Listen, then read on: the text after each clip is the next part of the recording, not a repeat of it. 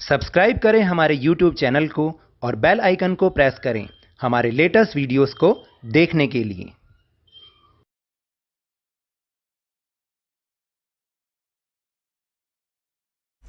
Hello and welcome to Lavneesh Sir की class. This is Directorate of Education GNCT of Delhi's worksheet number 30 and it is only for class 8 students. It has taken from the subject Social Science History and we will learn and understand the chapter The Making of National Movement 1870s to 1947 in this worksheet. So students, आज की इस worksheet में हम एक बार फिर से इसी chapter को जो कि हम पिछली कुछ वर्कशीट से समझ रहे हैं उसके आगे का पार्ट समझेंगे. So without wasting our time let's start and understand with me. By the 1890s many Indians began to raise questions about the political style of the Congress. देखिए, जब 1890 और उसका जो आगे का डिकेड आया तब बहुत सारे जो इंडियंस हैं उन्होंने कांग्रेस के पॉलिटिकल स्टाइल यानी उसके काम करने के ढंग पर बहुत सारे क्वेश्चन उठाने शुरू कर दिए. In Bengal, Maharashtra and Punjab, leaders such as Bipin Chandra Pal, Bal Gangadhar Tilak and Lala Lajpat Rai were beginning to explore more radical objectives and methods. देखिए, बंगाल, महाराष्ट्र और पंजाब में बहुत सारे नेता जैसे बिपिन चंद्र पाल, बाल गंगाधर तिलक, लाला लाजपत राय, उन्होंने जो है परिवर्तनवादी उद्देश्यों से काम करना शुरू कर दिया. यानी वो चाहते थे कि चेंज होना चाहिए, बल्कि आराम से या रिक्वेस्ट करके कोई काम नहीं होता, तो इसलिए उन्होंने कुछ नए मेथड्स अपनाने शुरू कर दिए. They criticise the moderates for their politics of prayers and emphasised the importance of self reliance and constructive work. वो फिर उन्होंने क्या किया, जो नरमपंथी लोग थे या जो मध्यम मार्गी लोग थे जो कि बीच का रास्ता चाहते थे, और उनकी जो पॉलिसीज़ भी थी वो पॉलिटिक्स ऑफ प्रेयर थी. मतलब प्रेयर का मतलब किसी से रिक्वेस्ट करके अपना काम कराना. जैसे कि हम जानते पिछली वर्कशीट में हमने समझा भी था कि कांग्रेस का जो शुरू में मोटिव क्या था, वो फ्रीडम लेना नहीं था, बल्कि एडमिनिस्ट्रेशन सही ढंग से काम करे, इस पर ही वो एम्फेसाइज करते थे. तो वो क्या करते थे कि एक तरह से उनसे रिक्वेस्ट करते थे. तो इस पॉलिसी को ये जो नए जो अभी हमने नाम लिया, बंगाल, महाराष्ट्र और पंजाब के लीडर्स थे, इन्होंने क्रिटिसाइज़ करना शुरू कर दिया था.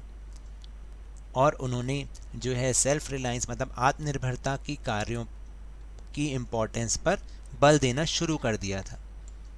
Bal Gangadhar Tilak raise the slogan freedom is my birth right and I shall have it. और बाल गंगाधर तिलक थे ना, उन्होंने ये स्लोगन भी दिया, ये नारा दिया कि स्वतंत्रता मेरा जन्मसिद्ध अधिकार है और मैं इसे लेकर रहूँगा. तो उनके इस नारे से ही उनकी मंशा का पता चल जाता है कि वो पॉलिटिक्स ऑफ प्रेयर्स से जो है वो सहमत नहीं थे, और वो उनके अपने ही मतलब जो परिवर्तनवादी जो मेथड्स थे और जो उनका उद्देश्य था उसको वो अपनाए हुए थे. शायद इसीलिए उन्होंने ये नारा भी दिया. फिर इसके बाद आखिर जो ब्रिटिश गवर्नमेंट थी उसने क्या किया ताकि लोग यूनाइट ही ना हो सकें, लोगों में एकता ही ना हो. उन्होंने क्या किया, उन्होंने किया पार्टीशन ऑफ बंगाल, यानी बंगाल का बंटवारा कर दिया. इन 1905 वायसराय कर्जन पार्टीशन बंगाल. 1905 में याद रखिएगा वायसराय कर्जन थे जिन्होंने बंगाल का बंटवारा कर दिया. At that time Bengal was the biggest province of British India. मतलब उस समय जो बंगाल था वो ब्रिटिश भारत का सबसे बड़ा प्रोविंस यानी प्रांत था. And included Bihar and parts of Odisha, और उसमें बिहार के और ओडिशा के कई पार्ट्स भी मिले हुए थे. The British argued for dividing Bengal for reasons of administrative convenience. देखिए, ब्रिटिश ने ये जवाब दिया, ये तर्क दिया लोगों को कि उन्होंने बंगाल का ये जो बंटवारा किया है वो अपने एडमिनिस्ट्रेटिव कन्वीनियंस के लिए किया, क्योंकि उनसे इतना बड़ा प्रोविंस नहीं संभाला जा रहा था, उसका एडमिनिस्ट्रेशन सही ढंग से नहीं किया जा रहा था, इसलिए उन्होंने अपनी सुविधा के लिए इसको बांट दिया. But what did administrative convenience mean? लेकिन इस एडमिनिस्ट्रेटिव कन्वीनियंस का क्या मतलब? Whose convenience did it represent? आखिर ये किसकी कन्वीनियंस की बात हो रही थी? क्या लोगों की कन्वीनियंस की बात हो रही थी? नहीं, ये ब्रिटिश गवर्नमेंट की बात हो रही थी, क्योंकि वो ये चाहते थे कि लोग कभी यूनाइट ही ना हो. Clearly, it was the closely tied to the interest of British officials and businessmen. और संभवतः यही साफ बात थी कि ब्रिटिश अफसर और व्यापारियों को फ़ायदा देने के लिए उनके इंटरेस्ट में ऐसा किया गया था. Even so, instead of removing the non-Bengalis area from the province, the government separated East Bengal and merged it with the Assam. और उन्होंने यही किया कि नॉन बंगालीज एरियाज़ को जो है रिमूव करा और जो ये ईस्ट बंगाल का उन्होंने पार्ट सेपरेट किया उसको उन्होंने असम के साथ मर्ज कर दिया. Perhaps the main British motives were to curtail the influence of Bengali politicians and to split the Bengali people.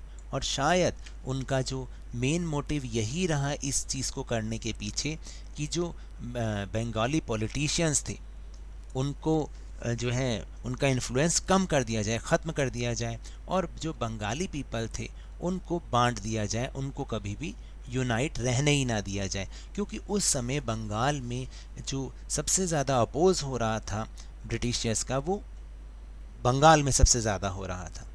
Then क्या हुआ? स्वदेशी मूवमेंट हुआ. The partition of Bengal infuriated people all over India.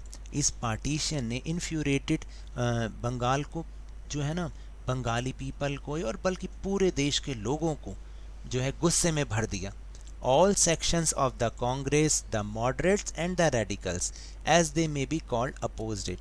और जितने भी कांग्रेस में अलग अलग समूह बने हुए थे, चाहे वो मॉडरेट्स के थे चाहे रेडिकल्स के थे, सब ने इसका एक सुर में विरोध किया.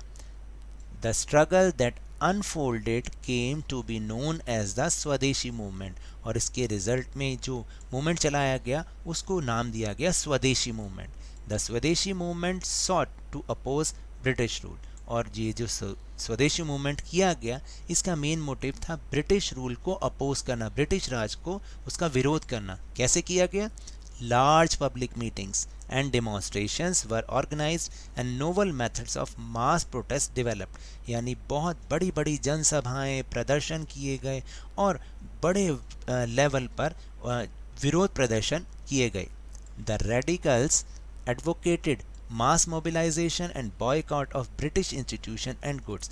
और ये जो जितने रेडिकल्स थे यानी जो गरम दल वाले लोग थे उन्होंने जनता को और मोबिलाइज किया और किसके लिए बोला कि जितने भी ब्रिटिश इंस्टीट्यूशन हैं या ब्रिटिश माल है, वस्तुएं, उनका बायकॉट किया जाए.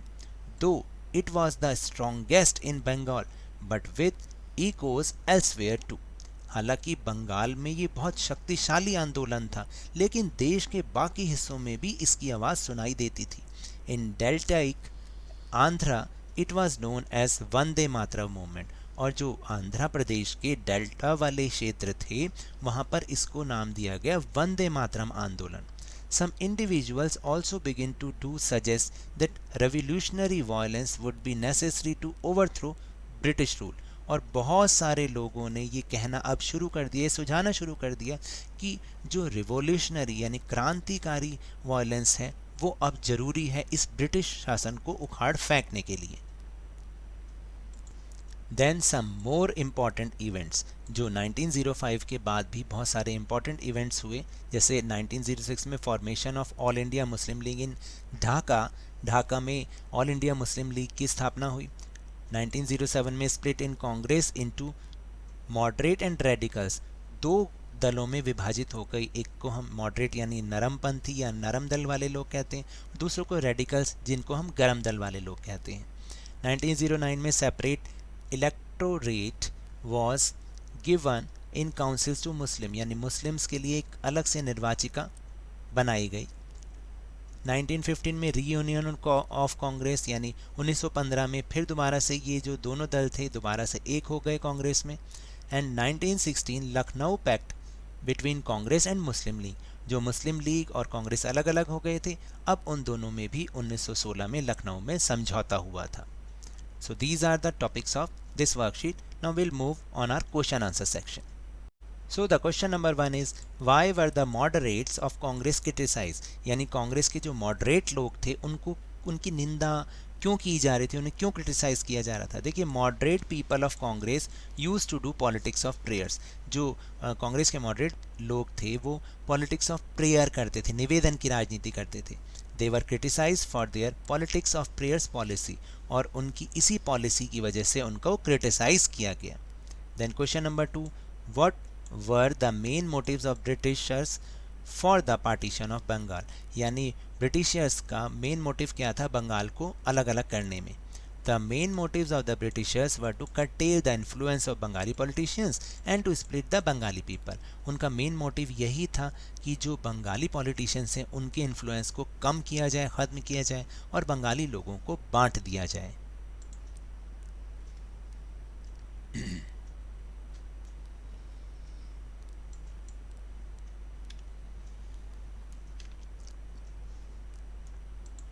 Then question number 3, how were the Britishers opposed in Swadeshi movement. यानी स्वदेशी मूवमेंट में ब्रिटिशर्स को कैसे अपोज किया गया, उनका कैसे विरोध किया गया। देखिए, large public meetings and demonstrations were organised and novel methods of mass protest developed. यानी बहुत बड़ी बड़ी जनसभाएं की गई, विरोध प्रदर्शन किए गए और कई नए तरीके निकाले गए मास प्रोटेस्ट के, मतलब जो है विशाल जनता के विरोध प्रदर्शन की।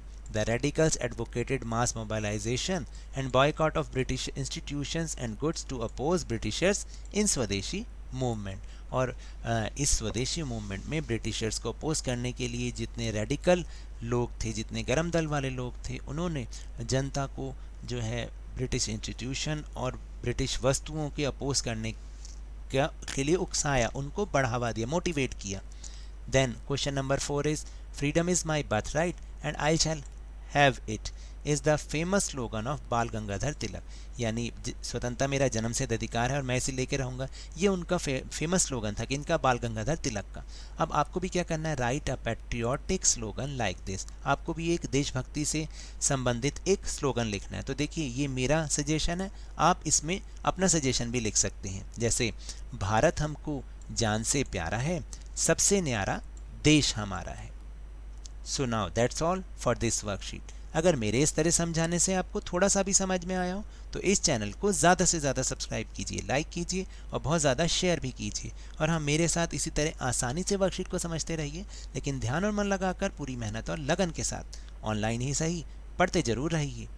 और अगर आपको कोरोना वायरस को हराना है, if you want to defeat corona virus then please wear a mask. And जब भी पॉसिबल हो, जब भी अवेलेबिलिटी ऑफ वैक्सीनेशन हो, इसका वैक्सीनेशन ज़रूर कराएं, क्योंकि कोरोना को हराना है और ज़िंदगी को एक बार फिर से सुहाना बनाना है। इसी उम्मीद के साथ थैंक यू वेरी मच।